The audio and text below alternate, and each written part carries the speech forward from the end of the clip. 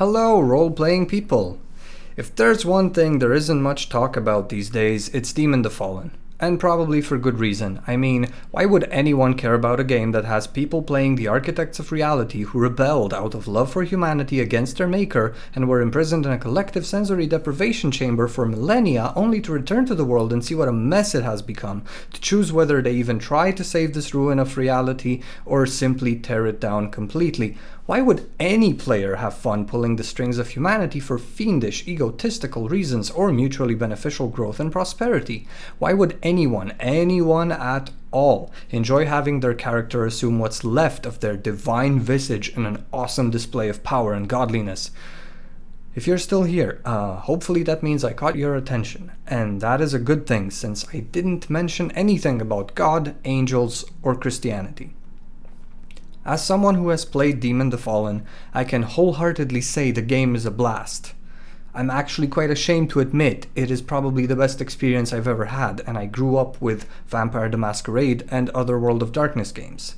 It is an undeniable fact that Demon is less than perfect. Some of the writing, though it does make its point, tends to restrict player options quite a bit, not to mention it is very, very Christian-centered most of the time. And yes, the Earthbound book will present all other religions and faiths as cults of mad sadistic monsters who want nothing but to end the world. Yes, a lot of the material that is crucial for a good experience with this game is not even hinted at in the core book and is instead found in supplement books.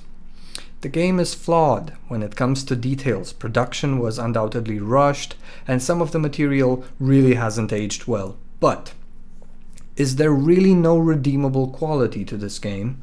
Do we really put it on a shelf somewhere and occasionally use it to make other World of Darkness games look cool without at least giving it a shot? Here's what I'm proposing as a huge fan of this game. Let's set the details aside a little bit. Now, I have read the entirety of Demon, even the short story anthology and the novel trilogy. I know Lucifer's torment rating and the last time he made a pact with a mortal. I can look at the core book and literally tell you what characters are being portrayed in the artworks. That guy with a pentagram-shaped bullet wound on his forehead, that's Hasmed, by the way. Oh, I said I wouldn't flash any names. Okay, I'll stop here. What I'm proposing is we break it down into basic elements, and if those are in of themselves bad, I really won't bother anyone with Demon the Fallen. Thing is, to the surprise of the most reticent of players, my group, we gave this game a go not once, but twice, and both times it was a blast. So, at heart, stripped of everything religious by real-life standards, what is Demon the Fallen? It is a creationist fantasy in which the players are put in the shoes of beings that were once the architects of reality and everything in it. Some of them conceptualized things and acted as messengers between the creator and the other architects. Some of them birthed other spirits, or souls, shall we say. Others created all types of matter, which was then set in motion according to certain patterns, which were then subject to both erratic and voluntary change that they may become more, while other architects created the living things and their bodies, only to have the last type of architects implement a recycling mechanism, the cycle of life and death. Now, here's the catch though. After humanity was created, the very first creator, the very first consciousness, commanded these architects to love and care for humanity, but to do so from the shadows, without revealing themselves. After a while, the architects realized this method just isn't working, so they'd either fail one command or another. They chose to fail the not revealing part, and they showed themselves to humanity. Now, this led to a schism between the architects. Some remained loyal to the creator of everything, and some decided to join the rebel leader. A big war erupts, lasts for an extremely long time and concludes with the defeat of the rebels. Now, these guys are thrown into a collective sensory deprivation chamber and left there for millennia till they are as mad as can be, but at some point their prison breaks and the smallest, most insignificant of them start coming back into the world, except this time they can't reside here without anchoring themselves to a human host. So, upon their return, they possess a human being, and in doing so, their memories commingle with those of the human being. When that happens, they lose some of their insane torment and the desire to destroy everything, and finally understand what it means to be human. When this happens, they can choose to pursue their ancient agenda or find something else to do with their newfound existence and what remains of their magic powers. But, haha, another catch. Their powers only work if they can persuade other people that they were once the architects of reality.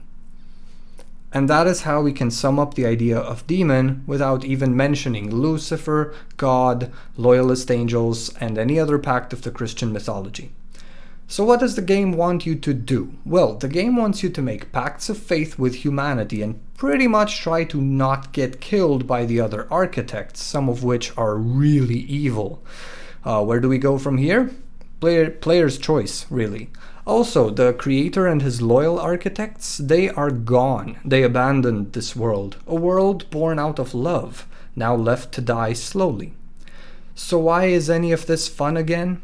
It's fun because all of these architects might have known each other a long time ago, during that big celestial war I mentioned, and they can summon one another using their servants from that prison, should they remember enough details about each other. They can communicate telepathically wherever they might be, as long as they are on the same plane of existence. And you can expect a good deal of political play too, since they are organized into courts, and the court is led by a tyrant, pretty much like a Camarilla city. Now, unlike a Camarilla city, the pacing of this game is much more dynamic, but combat is riskier than it is in Vampire or Werewolf because these architects now inhabit normal human bodies. They can only soak lethal damage when they assume their divine visage. And can they? Well, these guys have their own version of paradox, kinda like Mage, where they can't really break reality too much, especially when spiritually devoid, faithless people are around. When those people are around, the characters are lucky if they get to manifest their lores. I mean, their version of disciplines, let alone assume their divine form. I don't know if this sounds appealing to you. It certainly didn't to our gaming group at first, because everyone thought the game is about Christianity and requires a master's degree in theology or something, till they figured out that despite the fact that the game is inspired by Christian mythology, it doesn't have to force into a religious attitude or play into any other way than making pacts with people, which is Faustian, really, and awesome fun. Even though the Earthbound book does encourage a certain style of play and basically forces a meta-narrative that is restricting and pretty insensitive and uninclusive, some might say, everyone is free to scrap what they don't like. You don't like Lucifer as a metagame Namaru daddy of the rebellion? Scrap him. He'll never be found. He was actually supposed to be more of a mystery, like Cain, and not a leading role. Everything else is creationist cosmic drama, and drama is really good in this game. Like, Vampire has people going, "Poor me, I feed on the blood of the living, I'll never see the sun again, and I barely belong to a society of eternal monsters. Woe is me." And this game has people going like, "I built my little piece of reality and I built it for you, humanity, and then I was sent to hell. I come back and everything is messed up. Everything. And it might just be all my fault, but it certainly is yours too." So there, your character really should not be indifferent to humanity and the many horrible things that are happening in the world, because this is their creation. Like I said, drama is great. That being said, my experience with this game was a blast, and though it's far from being a hidden gem of sorts, I think, given a bit of polish, like maybe the 20th anniversary edition that's never going to happen, this game can really show its inner shine. Personally, I like what it has to offer the way it already offers it, but other friends I play role-playing games with were profoundly put off by this game, only to give it a chance and find out that it really is a jolly good time. If there's one thing we don't talk much about these days, it's Demon the Fallen, and you know what? I think we should talk about it. Thank you very much for listening, take care, have fun, and don't forget to play.